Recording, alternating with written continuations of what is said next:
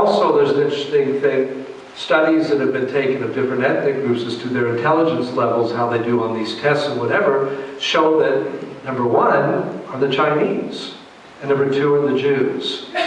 So they're both very clever people. They've got, not everybody of course, but... Oh, we're just dumb. I mean,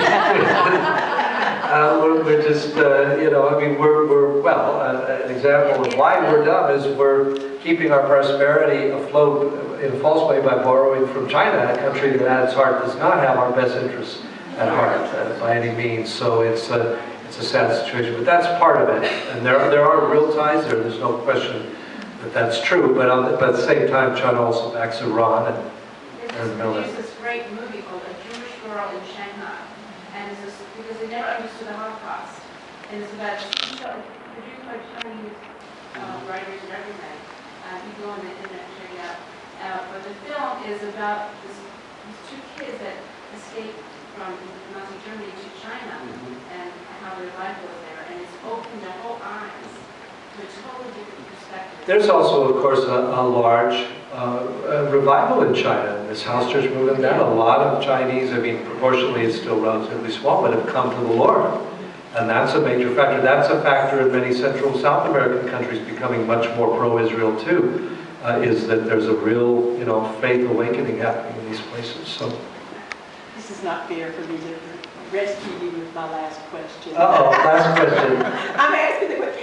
I would like you to tell about how you made your decision to live in Israel and about the landscape of the believing community there in the land. The last question I didn't make the decision, God did. That's really true. I mean, the moment I came to faith in '74, I was raised Roman Catholic. I left the church as a teenager. I was an atheist, I said. I wasn't really, but no one really is, I don't think. But, you know, etc. The moment I gave my life to the Lord at age 18, I had an instant desire to go to Israel. It was inexplicable. I later found out my great-grandfather was Jewish. That may have been part of it, but it was the Lord. The Holy Spirit just put that on me. I only went over there for 1 year, to live for 1 year on a kibbutz, on a program like YWAM that was placing teams of young Christians on kibbutz settlements. And the Lord had already given me training as a journalist. If any of you watch Dancing with the Stars, which you shouldn't because it's nasty, but the guy Derek Huff that's won with two of the ladies over the past 3 or 4 years, his grandfather was the head of the journalism school that I went to and I graduated from. And so I already had that as my profession. Well, it just so happens there's a lot of news over there. And the jobs, the offers to stay just kept coming. The doors just kept opening. And so I just remained, you know, over the years. And as far as the body, I mean, it's just been thrilling for me to see it go from, there was less than 1,000 probably believers in the whole land when I went there in 1980. And they used to have an annual conference during Passover down at what's called the Baptist Village near Tel Aviv. And pretty much everybody in the land was there. You knew everybody, which was nice. But now, I mean, Jerusalem itself, if you gather just the believers there, it's way more than I'll ever know. You know, there's so much going on, so many congregations, so much happening. So the body is still relatively small proportionally, but it's thriving, it's growing all the time. It's persecuted in many cases, but that brings life as well.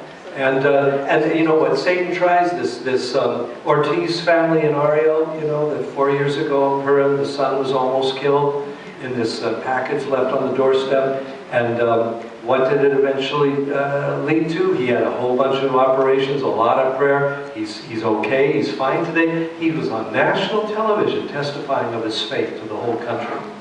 You know, his father was on national television testifying of the same thing. And especially the son, because how can you not have sympathy for a young lad, a basketball player or whatever, that's almost killed, you know, because of some idiot, you know, that doesn't like his beliefs, and he spoke in fluent Hebrew so sincerely from his heart. I saw it. I was weeping, you know. So Satan just keeps trying, and God just keeps using it to spread the whole thing. So if I were Satan, I'd give up what we know from the scriptures.